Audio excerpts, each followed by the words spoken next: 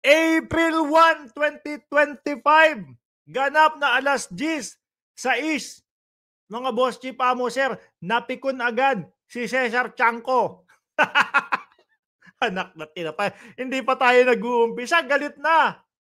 Aba, o payo doon sa mga DDS na nandito po sa ating channel ha. O, ang gawin nyo, since umpisa pa lang, tumakbo na kayo doon sa cabinet ninyo kung saan nakalagay yung losartan o kung ano man yung pampakalma ninyo, pampababa ng presyon ng dugo ninyo kasi mapipikon kayo dito sa channel namin. O. Tapos, sabayan nyo na din ng napakalamig na tubig dyan sa gilid ninyo. Okay, para kapag kayong medyo nginig-nginig na ng konti, putragis ka Mark, nakakapikong ka. Sabay inom nung losartan o kung ano man yung pampababa ng presyon ninyo. 'Di ba? Ganyan. 'Di ba? Christine, Jam, MG, shout out sa inyo. Umpisahan na ho natin 'to mga kababayan, no? Mamaya ko na kayo hindi, ngayon na, sige, isang mabilisang shoutout. Nandiyan si Ma'am BMB Chris Rose, si Ma'am Brenda Barton, si Nestor Portugues, si PRRD ay makakalaya pero yung mga nag-rally sa Qatar ay hindi na, made-deadball na. Sinulat naman namin diyan mismo, 'di ba? April po April Fools. Uy, April Fool. Walang pikunan, ano? Sabi ni Ernesto Nacion, "What? Are you sure? Nalalaya na si Digong? Come on, mali iyan." April Fools. Uy, April Fool. April 1. Pinapaganda nga lang natin yung mood ng mga DDS eh. 'Di ba? April kahit na unang araw ng Abril, at least maganda ang mood ng mga DDS. April Fool, nakasulat naman diyan, 'di ba? Balikan niyo yung title, April Fool. Anyway, mga bossing, dito muna natin umpisahan ito. Ano? Kay Inday Sara muna natin umpisahan, mga kababayan. Naku po, ngayon ko lang nakita itong balita na 'to. Siguro nakalagpas dahil nga po tayo ay busy doon sa confidential funds at intelligence funds at doon sa mga hindi masagot, mga kababayan, 'no, ng kampo ni Inday Sara Duterte. Lumagpas sa mata natin ito, Hmm, 'no? Sara hit on 5.6 billion wasted food supply. Ito po mga kababayan, nung nandoon pa ang Vice Presidente natin at siya pa ang nangangasiwa, mga boss chief amo sir, sa DepEd. No? Oh, babasahin ko ng mabilisan ha. Ito hindi April Fool to. No? Ito totoong may issue si Inday Sara Duterte. Sabi, Vice President Sara Duterte should take full responsibility, no, for the 5.6 billion in food, 5.6 billion in food supply that allegedly went to waste, na sayang, no? During her tenure as Secretary of the Department of Education, DepEd, House Leader said Sunday. Biruin nyo, pero Sunday, ano na yan September 9 pa yan balita, mga bossing. Nakalagpas lang doon sa ating mata at hindi natin na-reaksyonan. Ito po ay nangyari, mga kababayan, nung siya pa ay nanunungkulan doon sa DepEd. Di ba meron din po siyang mga issue na napabayaan yung mga laptops.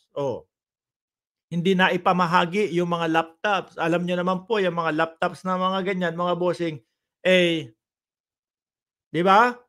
Meron lang, mga, panahon 'yan, ngayon mo bilhin, mabilis ngayon 'yan. Pero 'pag napaglipasan na ho ng panahon 'yan, mga kababayan, ang bagal na niyan, hanggang sa ano mangyayari, wala na. Hindi na mapapakinabangan. 'Di ho ba, mga kababayan, ito po hindi kasama sa April Fools, House Assistant Majority Leader Jefferson Conghun at Paulo Ortega, no, made the remark in response to the recent Commission on Audit COA report revealing that 21 school division, no, offices reported delays and non-delivery of food items and pasteurized milk under the Department of DepEd school-based feeding program. So hindi natutukan ng maayos. Sabi ni Bonifacio Aguila, April 8 pa ang pinakamalinaw na posibleng makalaya yung mga OFW sa Qatar dahil Eid holiday. No, walang pasok ang government employees. At nandiyan si Roque. No, patungkol diyan sa mga ano na 'yan, may sinasabi si Roque para doon sa mga OFW na sumusuporta daw po kay dating Pangulong Duterte, yung mga nakagano'n, oh. Yung mga nakagano'n, oh. Sabi dito, "This is not a matter of politics, but of transparency and accountability. The public has the right to know." Yan sinasabi ko sa inyo, eh.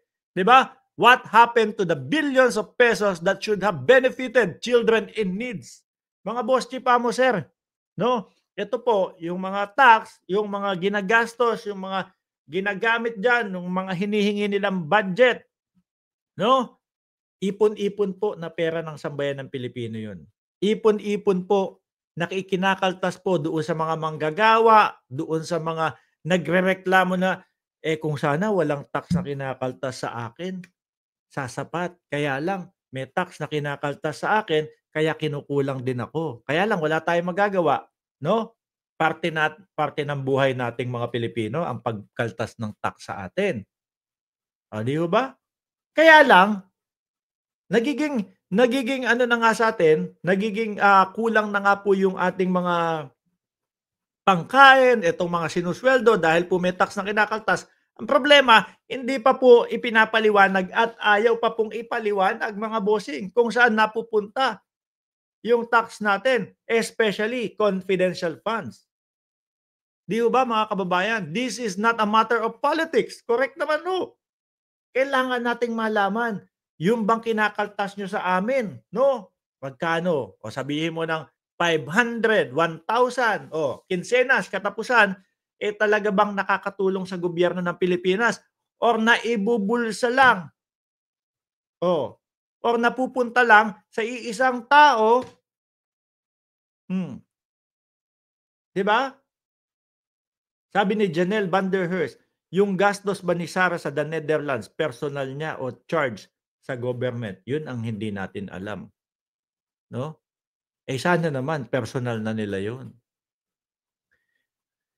This is not a matter of politics, but of transparency and accountability. The public has the right to know what happened to the billions of pesos, billion ha, that should have benefited children in needs. Oh, Kung Hoon said. Ortega echoed Kung Hoon, contending as the Department of DepEd chief at that time, si Sara Duterte, Inday. Duterte is obliged, no, to explain the shortcoming of the department, taking into account that the fund involved were massive. Totoo. Billion eh. 5.6 B. Sabi ni J. Timblique, kung personal niyang expenses, tuloy ba sweldo niya as VP? Yun ang hindi natin natatanong sa kanila. About 5.6 billion worth of food was wasted and was not used by the children. Bakit kaya? As the leader of the Department of Education, then she should have ensured the proper implementation of the project. This is the clear and command responsibility. Ang sabi ho dito mga kababayan is meron mga inaamag na, merong mga hindi na tawag dito, napangalagaan na maayos yung supply nila. Mga bossing, 'di ba? Eh siyempre, parte ng proyekto mo 'yan, dapat alam mo lahat, 'no? Maayos lahat.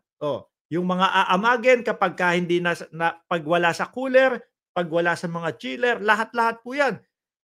5.6 billion mga kababayan. Panigurado naman po ako, yung pasilidad, 'no, na paglalagakan ng mga supply na 'yan, eh, kayang bayaran at makasama doon sa ano na 'yon, doon sa mga supply na 'yan. Ay basahin natin 'to. Sabi ni Nancy Bobadilla, food and computer na iwaldas ni Sara. Some items were delivered in poor condition. Baka yung may mga amag. As some packaging diffused with no reasonable amount of air to maintain their freshness, and when pressed with considerable extent of extent, no? The packaging likewise diffuses. 'Di ba? Yung iba may mga amag na. Sabi dito, meanwhile in the Misamis SDO, 1,001 pieces of e-Nutriband delivered from September 23 to January 24 were returned to the suppliers for replacement due to the presence of mold. O yan, di ba? And discoloration on the bread 1 to 2 days before the expiration date. Hindi di napangasiwaan ng maayos, mga kababayan. Eh siguro iniisip nila, o sige basta bahala na, no? Iba talaga ang focus. Sayang naman. Kaya ngayon siguro sa pangangalaga po ng bagong DepEd Secretary, mga bossing, na si Angara, wala ng mga ganito, no? Sayang din. Marami tayong mga kababayan na mga bata na yung iba walang baon. Napakalaking bagay ho nitong mga ganitong mga nung mga ganitong feeding program. 'Di ho ba? Ako nung pumapasok ako dati sa eskwelahan, parang ₱6 yata yung baon ko, ₱5, mga boss chipamo, sir. Mabuenas ako kasi nakakabili ako ng juice. Pero meron akong mga kaklase, walang baon talaga. Kasi yung ₱5 ko nun, natatandaan ko, meron akong pambili ng ₱1.50 juice, orange juice. Tapos yung 350, kung di ako nagkakamali, 150 itlog, tapos merong tinapay. Sobra-sobra naman. Yung katabi ko, best friend ko, naaabutan ko ng konti, walang baon. Kung eto naiayos, ay nako, yung mga kabataan na walang baon, okay lang kahit papaano. Kahit papaano sa 6 na oras na nag-aaral sila, sa recess magkakainin sila, 'di ba? Tapos kaya lang, mukhang balita dito hindi na, um, pangasiwaan ng maayos. Biruin mo ang dami niyan 'no, 5.6 billion wasted food. Tama yung feeding program is very helpful to the children in the school. Oho, lalo na po sa mga public, mga kababayan. Sa mga pampublikong eskwelahan, napakahalaga po niyan. Yung akala niyo 'no, tayo, okey yung mga buhay natin, nasa middle class tayo. Yung iniisip natin na, hindi naman totoo yan, wala namang magulang na hindi magpapadala ng baon o hindi bibigyan ng baon yung kanilang anak. Meron po, mga kababayan. Meron po talagang mga gano'ng mga pangyayari, 'no? Talagang sa sobrang kapos po. Kaya yung mga feeding program na 'yan, lalo na sa mga, pampublikong paaralan, napakaimportante at malaking bagay po doon sa mga estudyante, mga kababayan. Oh, baka may mga DDS nagagalit diyan. Pinapaganda na nga namin ang pasok ng buwan niyo, April 1, lalaya si dating Pangulong Duterte. Ang tanong, kailang April 1? Anong anong taon kaya, 'no, yung paglaya ng dating Pangulong Duterte? April 1, April Fool's Day, 'di ba? Oh, anong taon? Puwedeng 2026, 2027, 2028, 2029, 2030, bahala na. Baka April 1, oh, April 1 pagkatapos ng 8 years na hini-hearing siya, 'di ba?